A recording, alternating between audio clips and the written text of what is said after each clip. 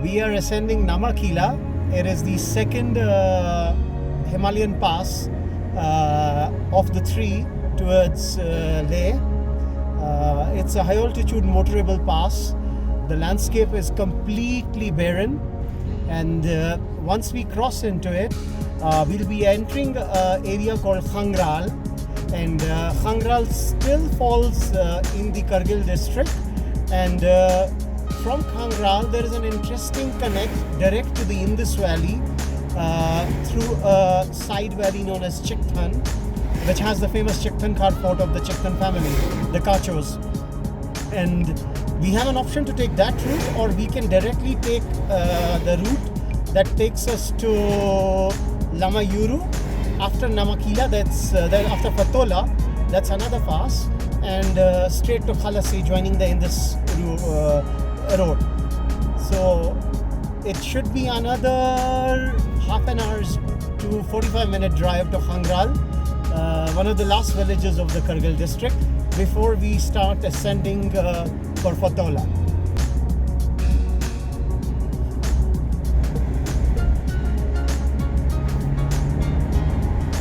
So we are on the top of Namakila, having an altitude of about 2,100 feet. This is the second pass that one has to cross in order to reach Leh. The next pass we'll be doing is the Fatola, which is slightly higher than this. And beyond this, we enter the Kargil Valley system, which will also connect us to Chikthan Valley system, and we can take a different route through the Indus River to Khalasi. The other route would be to get away from Lamayuru and down to Khalasi. So there we cross into a different valley system and proceed towards Leh. So we've reached Fatola. This is the last Himalayan pass on the way to Leh that has an altitude of about 13,500 feet, and now we move into the Leh sector, and we will be passing through the very famous monastery of Lamayuru, and we can see the Lamayuru landscape, which is famous and is known as the Moonland. It's very strange lunar rock formation time, and we'll be passing that area. After Fatola, we are crossing into exclusive Buddhist territory, and one of the most important monasteries in this part of the world, Lamayuru, where one of the great Mahasiddhas of Buddhism, Naropa, has meditated. Lamayuru is also one of the starting and ending points of the trans-Himalayan trail, all the way through Hennescoot, Lamayuru, Padum to Shingola and Dacha. So we have reached Lamayuru, the very famous monastery in Ladakh, one of the most prominent and the most significant. And this is a place where the great Buddhist Mahasiddha Naropa meditated for many years. The most striking feature of the Lamayuru is the backdrop of its moonlandish mountain, and that strikes, and you can see it even actually under moonlight. It really emits a sort of a glow. And Lamayuru is also an important takeoff point for trans-Himalayan tracks all the way up into the Zanskar area of Zangla, Padum, Shingola, and all the way across to Darcha and further to Lahore Spiti. And Lamayuru has evolved as a touristic place also, and I see sadly very many ugly structures that have come up, and sadly a monstrous hotel which has just come up just to the left side of the monastery. You can see it shouldn't have happened. That's very sad. This is the famous Lamayuru lunar landscape. Striking, very interesting. I've been always fascinated with this, though very small area, but having a very peculiar surface.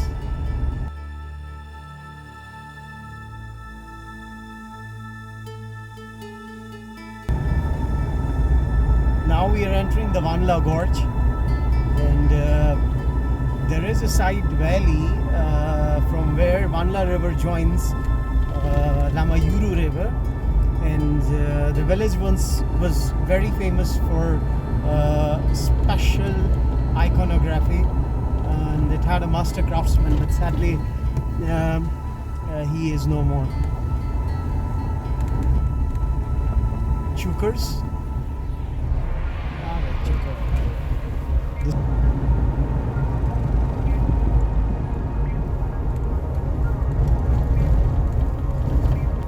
We have reached Khalase, and this is the place where you see the Indus for the first time when coming from Srinagar towards Leh, the mighty and the legendary river Indus.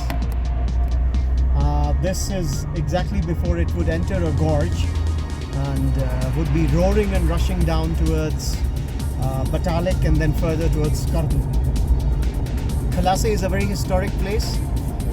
One of the most long-standing military standoffs between the Dogras and the Ladakhis happened near Khalase, and very many epic battles were fought here between the two parties. Khalase is also the place where you take a diversion towards the lower Indus Gorge, hitting the villages of Domkhar, Achinathan, further to Hanu, Garkon and Batalik. Those are the places which are inhabited by the anthropologically very interesting Rokpa tribals.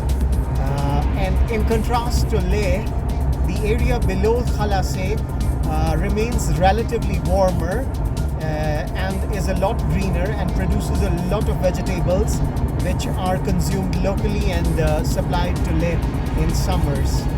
The lower Indus Gorge is also very rich in walnut production and is famous for apricots as well.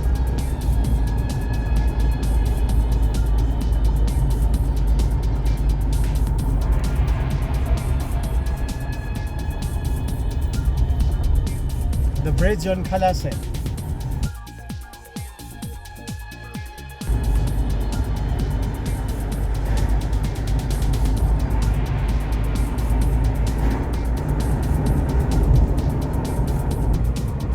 We have brought past Khalase, and actually the Indus Gorge is the area below Khalase. Here above Khalase towards Leh, the Indus meanders through fairly wide valleys and some significant places as Saspol and Alchi, and then to the confluence of the Zanskar River with the Indus at Nemo. But down Khalase, Indus is really breathtaking because it enters a very narrow gorge up to Batalik and beyond. It's a very exciting drive, but one needs to be a bit skilled as it's a single track, and the best idea would to cross over to Kargil from Hamutingla, which is at about 13,000 feet. So one can have a different route on return towards Srinagar from Khalase.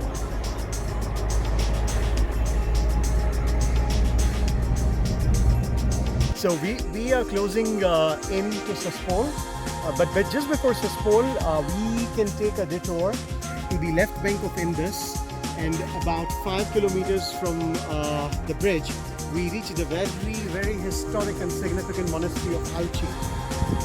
The Alchi cluster of monastery is just behind this hillock. It has a motor access to the gate actually, and hopefully on the way return we try to take a detour and visit the monasteries. Very significant monasteries historically. The great one that is the Sumset is specifically dedicated to the Green Tara, and I personally rate it as one of the finest achievements of early human religious art in the world. So we have some surprise in front of Alchi, which Mr. Wakar would be explaining to us.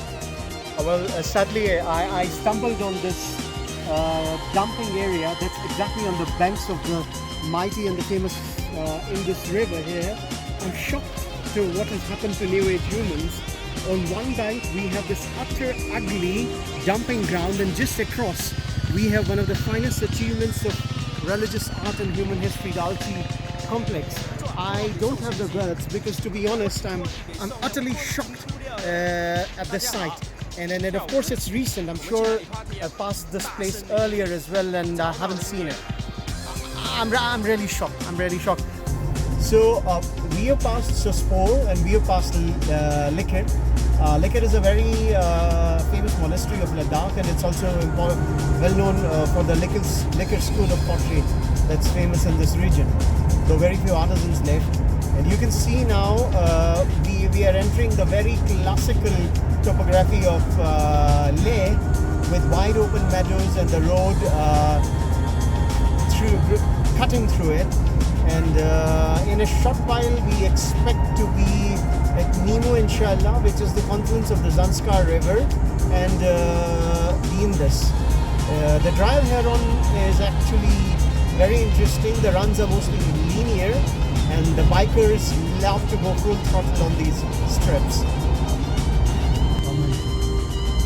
So we are closing in here at Basgo, and this used to be once the capital of Ladakh, and there was a palace here as well. To my understanding, I feel actually Basgo was the limits of the earlier Ladakh kingdom, and this was a frontier post as well, and as a royal residence as well. And in fact, the last greatest queen of Ladakh, the Gyal Khatun, had a palace in Basgo, and it is said that to make it sure to attend the Friday prayers, she would start on a horse very early to attend the same at Sheh.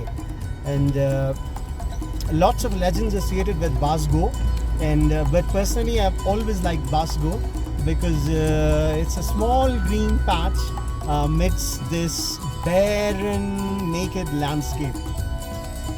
So what you see straight away opposite is the Basgo village, and first on the rocky cliffs are the remnants of the old kingdom. The fort is no more there, it's dilapidated, probably was plundered during the Dogra invasion of about 100 and 150 years ago. The rest of Basgo is all history, but it remains a very, very important place in the history of Ladakh, and will be so for the years to come. I've heard some very famous battles have been fought near Basgo, and in fact once the raiders and murderers from the east chased the Ladakhi kings with their vassals all the way up to Basgo. So Basgo remained a border town, and it's only later during the Namgyal era probably that Ladakhis could reclaim their area back up to Changthang and get stability into the region.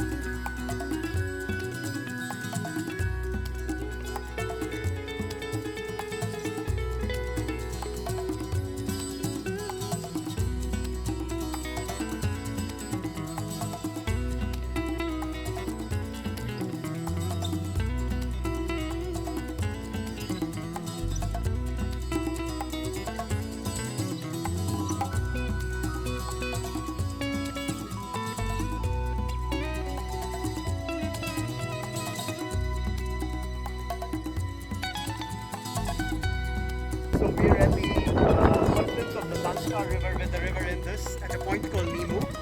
So this is the very famous Zanskar River, which has two sources. One is the Drangdung Glacier near the Peninsula, and the other is the Shindola in the Luknak Valley.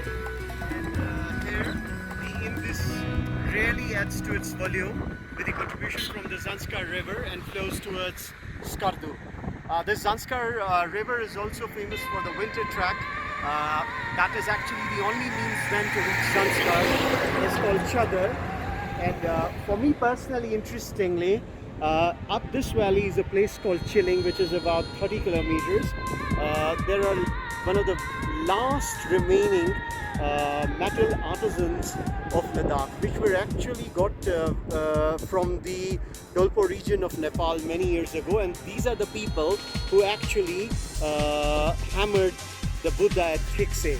So many years ago, I've gone and interviewed those artisans. That was a lovely trip. Those were the days. So for me, this valley is really emotional and touching. I have done this valley all the way up to Lugnak in Upper Zanskar and seen most of its side valleys. That is the Omasila route and the Lugnak route. So we are having the first sights of Leh. Straight ahead on the green patch is the Leh Basin. The Leh town is actually not situated exactly on Indus. It's about 2 to 3 kilometers from the Indus shores up towards the Kargil valley, and we will be passing Kyang. That's the last significant village before we enter Leh. So we are slightly an hour late, otherwise the light would have been really favoring us and we would have got a good sight of the outskirts of Leh, as we can see it from here. Again, the roads are really good, and on the right of this mountain we can see the Stock Peak, and the north face of the Stock Peak, which is about 20,000, is a non-technical trekking class peak, and it's becoming a favorite tourist destination, trekking destination for adventure tourists now. That's the Stock Peak. Yeah. So we've entered Leh. I'm surprised because I'm coming after a few years to find it turned into a garrison town. I mean, lots of shops have come up. The traffic is much higher than what I have seen earlier, and we are slowly snailing in, and we'll try to hit the Fort Road area so that we find a good guest house for a night halt. But surprising in Leh at this hour of the day, a traffic jam. Anyway, this is New Leh.